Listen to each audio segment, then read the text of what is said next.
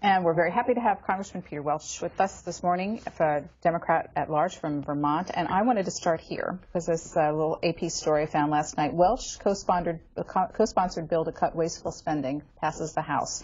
Legislation co-sponsored by Congressman Peter Welch of Vermont to eliminate wasteful federal spending passed the U.S. House today by a bipartisan vote of 254 to 173. The bill grants the president a form of line item veto authority on spending bills that passes constitutional muster, and previous attempts to enact executive line item veto authority have been struck down by the Supreme Court as unconstitutional. Well, first of all, why do you want to do this? Why do you think a line item veto type mechanism will be helpful? Well, first of all, this is a line item veto where the president can say cancel out the bridge to nowhere. But then Congress has the opportunity to vote to approve it by a majority vote, not 2/3. So Congress will have the final say, the power of the purse that it is granted in the Constitution. The reason I want it is because it does allow the president to scrub the budget, identify specific things that he determines or she determines are wasteful, but then Congress can, in the light of day, say yes or no, we want to spend that money on that bridge to nowhere, or we don't.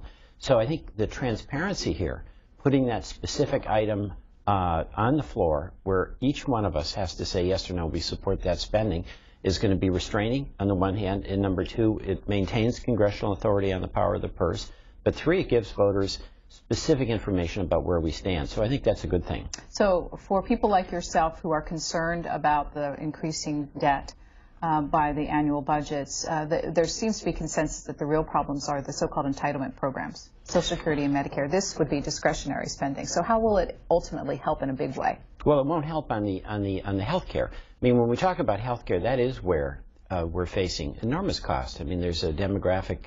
The baby boom is 65 is now getting to be 65, and that's going to be happening for years. And the bottom line is that when we have health care in this country that's going up 2 and 3 times the rate of inflation, the rate of profits, the rate of wages, you can't sustain that. And it's not just applied to Medicare, it's applied to health care expenses in the entire economy. So the big challenge that we continue to have is trying to bring health care costs down to reasonable levels.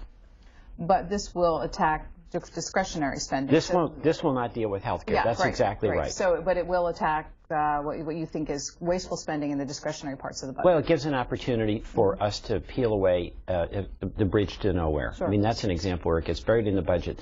As a member of Congress, you have to vote yes or no, basically, on the budget. There's a lot of stuff in there you may not like. This gives the president a tool to bring it back to us, and then we can peel out some questionable projects. Okay, so as a member who's concerned about spending, then what do you think about the compromise bill today and the decision that $100 billion will be added to the deficit? I don't like that part. I really don't. You know, this is kind of an amazing thing. We do have a fragile economy, and the whole point of the payroll tax reduction was going to put about $1,000 in every person's pocket, let them spend it, stimulate the economy. There's some merit to that when you have this fragile economy. But the last time that we did it, where we extended it for a year, we paid for it. This time, we're not paying for it. And I think that's a mistake. This is going to add, there's 2 issues here. One, it will add $100 billion to the deficit. And we don't even have in this bill a way to pay for it over 10 years. It's just borrowed money. Number 2, and this is, I think, the real concern for many folks, the payroll tax funds Social Security. Social Security is the most important for most Americans. So we are doing something we've never done before. We're borrowing money from the Social Security Trust Fund. So that is something that makes me a little bit apprehensive. We're borrowing money for a tax cut. We're not finding a way to repay it. It's going to last for 10 months, but we'll have a $100 billion hole in the Social Security Trust Fund. So I think we should be paying for this. Have you decided whether or not you will vote for it? Well, I lean no, because of the borrowing of the money. Will it pass?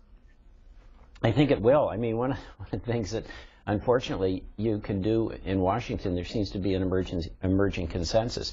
You know, the Republicans passed tax cuts that we didn't pay for, and now the Democrats are passing a tax cut that we're not going to pay for. So that's a kind of unfortunate confluence of cooperation. I have heard a couple of callers this morning and have used the phrase, "We're worried that we will be like Greece someday." Is that a serious concern for this country? Well, it is. No, we're not Greece. I mean, we're a very strong 14 trillion plus economy. But we do have to do two things. One, we have to have reform in our tax code to make us more competitive and also to restore fairness. Also, one of the big challenges for our country is the income inequality and the pressure that middle-class families are experiencing and have been for 20 to 25 years about being able to pay their bills, even when you've got one or two people in the household working.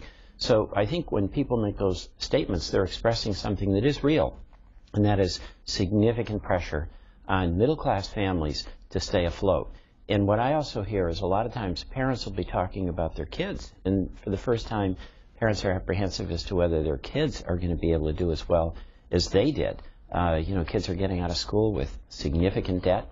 The jobs that a lot of our kids get, they don't have health care, and that's one of the very good things about the health care bill that's been passed. Our kids can stay on our health care until they're 26 when they're getting that first step into the job market. But there's a lot of, I think, apprehension in this country among middle-class families about whether they're going to hang on.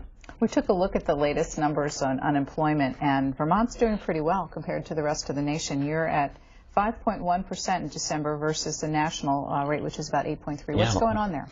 Well, Vermonters, two things. One, Vermonters are hard workers, and a lot of the Vermonters that we're talking about have a second job. They really do, because they've got to just find ways to keep things afloat. But secondly, Vermont didn't have the boom, and it doesn't have the bust. When we had the foreclosure crisis, Vermont had the lowest or the second lowest foreclosure rate in the country. And the reason? Our banks didn't give out these bogus, no documentation, no interest loans. Our realtors didn't push houses on the people that they couldn't afford. And each Vermonter wanted to buy a modest house that would provide good shelter, but they didn't need a McMansion. So we just never got caught up in the real estate binge that has caused so much trouble and so much heartache in so many parts of the country. So in that sense, Vermont is continuing to do well. We didn't have the big boom, and we didn't have the big bust. So as you know, as a veteran of this program, we're going to take calls, tweets, and also emails. Here's a tweet from Freelancer who asks, what about billionaires who avoid paying taxes on cash in offshore banks? Use that cash for the payroll tax cut. I like that idea. I mean, this is one of the things that's a very common sense approach.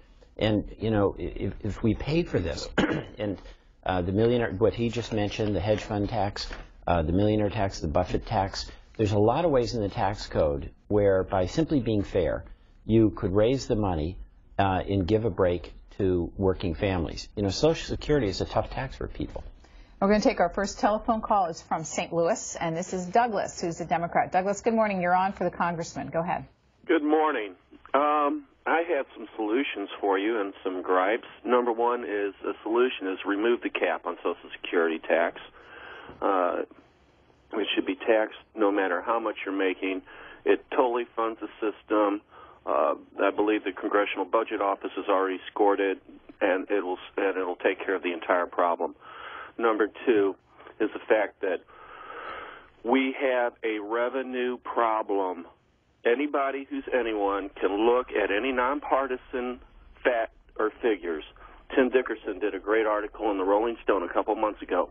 It shows that the increase in wages for the lower class, for the 99%, have remained stagnant for the last 30 years since Ronald Reagan got in there, and that the income for the richest 1% has skyrocketed 275%. For anybody to sit here and argue that that's not true, I defy you to bring me anything that shows a difference of that. Okay? Thank you very much. Thank you. Well, you're right. The income inequality, I mentioned that just a little earlier, has just widened. And, of course, this country has always been prosperous because we've had a broadening and expanding middle class. And that situation is under assault right now. So you're correct on that. Second, raising the cap is a good idea. When Social Security was established, the cap was set, I'll have this wrong, but you get the idea. It's something like 95% of what the average wages were. It's now down to in the range of 80%.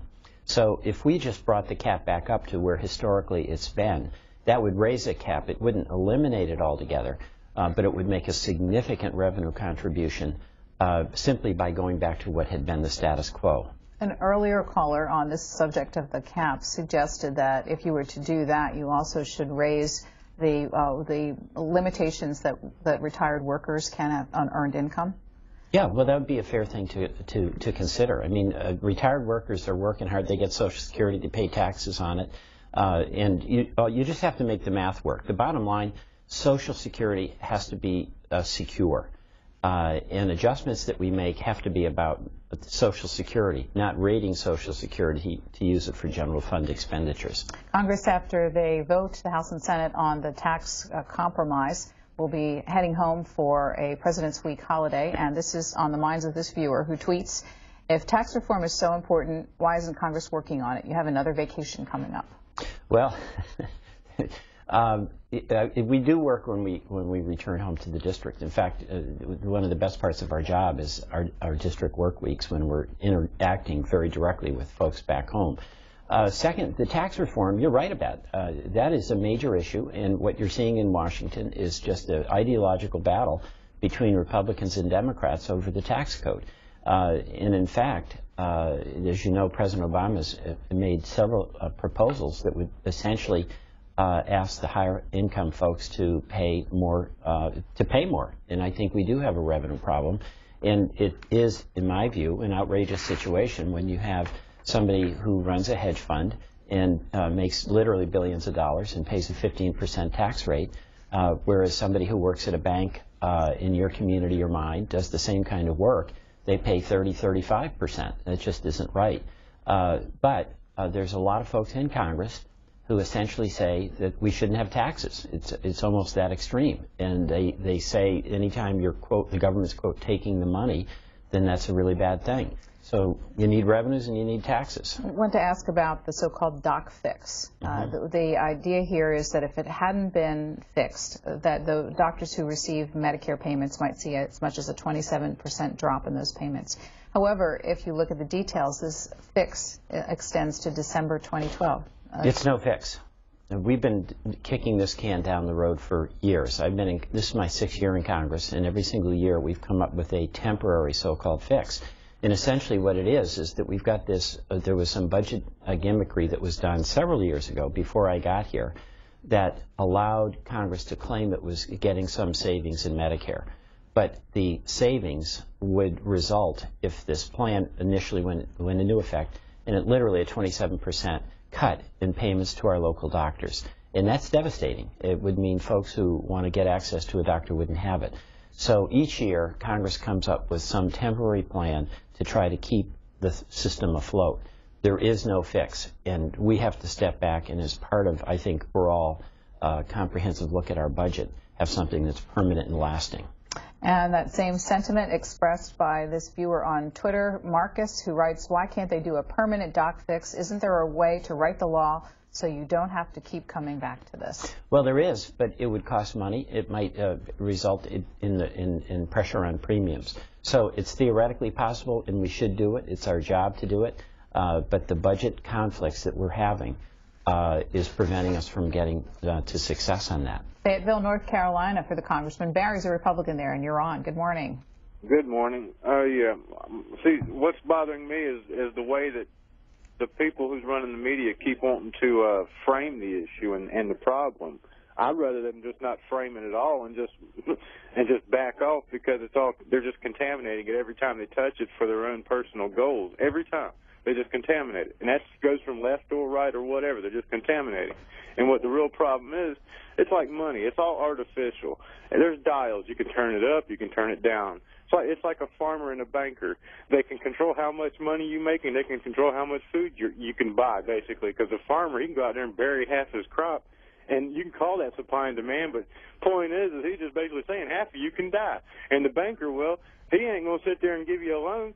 He's going to give you half as much as or whatever. Or the point is they're going to come up with a big excuse. All the businessmen they're all working together, and it seems that every time that they you know, you got all these people calling in for the last 30 years saying, I can fix it with this, I can fix it with that.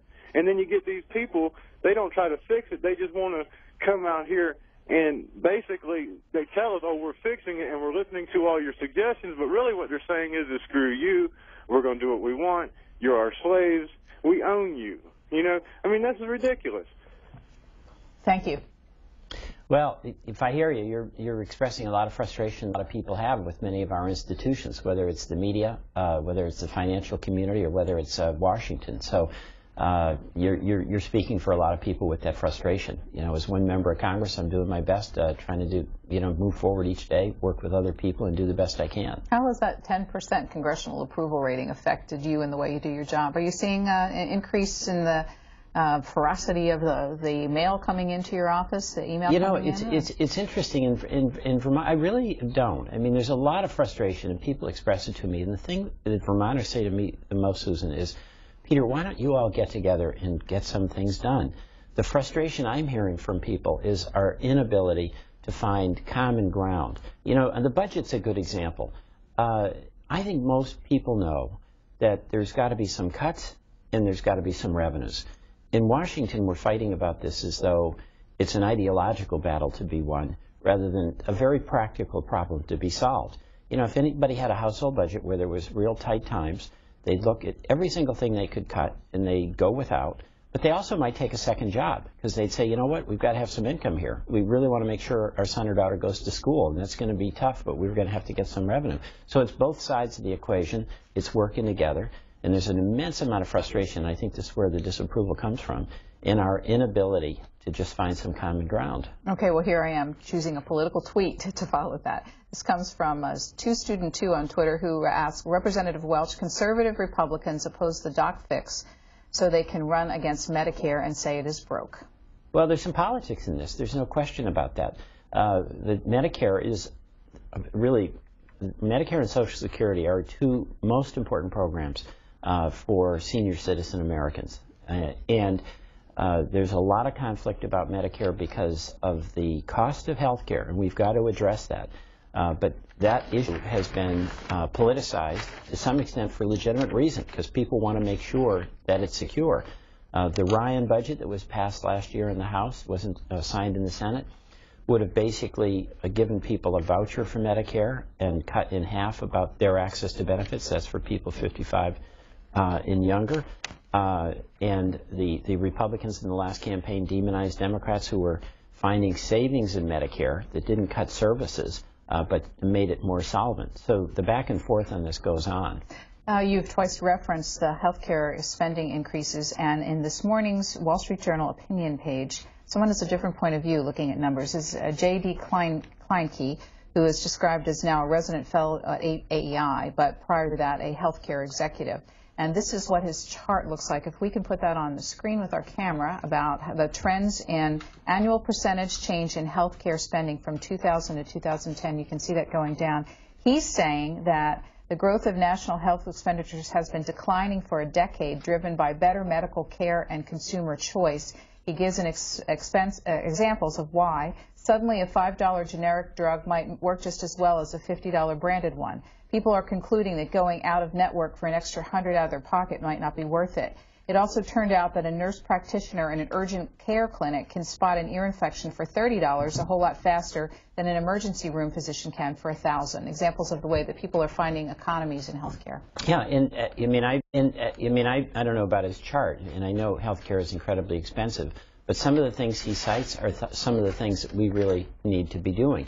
You know, in Vermont, there's an effort to get a single-payer healthcare system, and a lot of the reason for that is there's some hope that that approach could actually achieve savings and make healthcare more sustainable. And one of the goals is to allow the right type of practitioner to be interacting with the patient. That example of somebody, say a nurse practitioner, checking your ear as opposed to getting a specialist to do it, that's a kind of system reform that we need in order to bring down cost. How would it work? Would it be an option for Vermonters, or would it be for all Vermonters? Well, it would be for all Vermonters. I mean, there's a long way to go, but the legislature has passed legislation with that as a goal. And what is occurring in Vermont is that the hospitals and the doctors are at the table. This is not like a legislatively directed event. Our hospitals know that we have to change the way we're delivering care, and the big challenge in Vermont is to move away from the fee-for-service system that encourages volume and expense and move into what are called accountable care organizations, where basically you have, as a patient, you have a medical home, and then the appropriate person, the appropriate type of practitioner is going to be interacting with you. We're having real success in chronic diseases. You know, if you have diabetes, you need a lot of interaction with providers, but it doesn't always have to be a doctor. A question then, where would the role of the insurance companies be? That's being worked out. You know, the insurance companies could still manage the accounts. They could still process payments because there still would have to be reimbursement. But that's all the work in progress. But the insurance companies, what role they would play is to be determined. Mr. Welch told you it was his third term in Congress. He's at-large representative for the state of Vermont. He serves in the Agriculture and also on the Government Reform and Oversight Committee. Before coming to Congress, he was in Vermont State Senate, and he is a lawyer, graduate of Holy Cross College and UC Berkeley. Boston is our next call for him. VJ, good morning. Good morning. Morning. Thanks for taking my call. Sure. Just 2 points. I'm a U.S. Marine veteran, Iraq War veteran, on school in the GI Bill right now. So it's a massive entitlement program. It helped me now. It helped thousands of veterans after World War II. And it seems like everybody who rails about government spending being this great evil has this collective selective amnesia, whether it's the GI Bill, whether it's the Social Security Act in the 1930s, whether it's subsidies which help the oil and gas industry or the telecommunications industry off the ground and not those rail about Solyndra. Government spending is not always an evil thing. That's my first point. Number two, everybody who's saying that we're going to become like Greece. Greece is trying austerity. The UK is trying austerity, and their economies are in the crapper right now. Germany, who's the strongest economy in Europe by far, has a phenomenal healthcare system that's near universal, has strong unions, has strong manufacturing base in the country, and incentives for companies to keep their businesses and their manufacturing there in country. So I think we should really kind of step back and listen to our own BS and try to figure out what we're doing wrong here. Thanks. Thank you. I can't add to that. That was a brilliant comment. Thank you for your service, but you make a very, very compelling argument. Fort Thomas, Kentucky is up next. Ken's an independent there. Hi, Ken, you're on. Oh, God. Ken, you there? All right, we had a bad connection. We're going to move on to Clearwater, Florida. Dan, Republican, you're on. Hello, Dan. Dan, go ahead, please. Thank you for allowing me on. Hello? We were listening. Hi, we're listening. Oh, okay. Listen, as far as the Social Security, okay, they're taking the money out without even asking or getting a vote on it from the public. I think we should have legislation that when two parties can't get along, that they send a vote out to the people to decide if it's a good idea or not a good idea. What do you think about that, Welch? I don't agree with that. If the whole point of representative democracy is for the people of Vermont, in my case, to decide who they want to represent them in Washington. And then my responsibility while I serve for my 2-year term is to do the best I can to have votes reflect my best judgment about how to represent Vermonters. My responsibility, too, by the way, is to reach out to other members of Congress, Republican and Democrat, to try to find some common ground, to find a way to make progress. If I fail to do that in the judgment of Vermonters, they get a chance in 2 years to vote for somebody else. But I don't think we could just send everything back as a referendum if we can't reach agreement here. We have to struggle through it and try to do our best and make decisions. James Ard on Twitter is interested in Vermont's health care direction and asked Welch what he thinks that caused TennCare, the state of Tennessee's experiment in single payer, to fail. Are you studying it? I don't think TennCare was a single-payer system. I think that was as I understand it, and I'm not as familiar as he probably is. I think that was a broad expansion of health care to lower-income people without it being a unified system and also without there being any sufficient focus on the cost side of health care. In Vermont, we've been working on health care in Vermont for a couple of generations. And Republicans and Democrats have done this. And when we were expanding health care, we had a Republican governor, Jim Douglas, and I was Senate president. And the Democrats were focused on how do we expand access to health care to people who don't have it. The governor was focused on how do we control the cost. And Governor Douglas and I sat down and we realized, you know what, we're both right. If we want to expand access, we've got to control cost. So we have always approached health care reform as something that had as its goal access and quality, but in order to achieve that, we had to control cost. Here's another healthcare tweet. Viewer wants to know, tell me what triggers the public option in Medicare Part D. We need public option now. The private sector is price gouging the elderly for drug costs. Well, I'm a strong supporter of the public option, and I voted for it. And in fact, the public option would have been, I think, a real competition to help bring the prices down that are being charged by the private health insurance companies. We don't have the public option as a practical matter in the health care bill. If I had a chance to vote for it again, I would. I think it will survive the constitutional review in the Supreme Court. I think the big challenge in the Supreme Court is the mandate. You cannot have a health care system where everybody's going to be covered unless all of us help pay for it. So I do believe that there has to be an obligation on all of us to help pay for it. This Supreme Court, I don't have confidence in the Supreme Court. I mean, this is the Supreme Court that by a 5-4 decision prohibited the Florida Supreme Court from doing a recount in the Bush v. Gore race. This is the Supreme Court that basically says a corporation can spend unlimited amounts of money, cast away 100 years of law and judicial ruling. So what this court will decide, it's anyone's guess. I hope they uphold the bill, but I don't have confidence in the Supreme Court. Our last call for you is from Bluefield, Virginia. Ken is a Democrat there. Good morning, Ken. Good morning. You have a question? Morning. Yes, I do.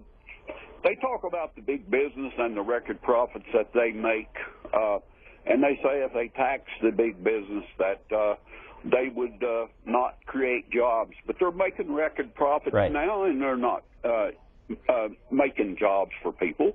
So what makes it like that if they give them a tax break or take money away from them, they're still not going to do it? Well, you're right. I mean, look, everybody's got to pay their fair share, and we've got some major, extraordinarily profitable multinational companies that not only pay no taxes, they pay less taxes than your grocery store down the street or a hardware store that you go to pick up some nails.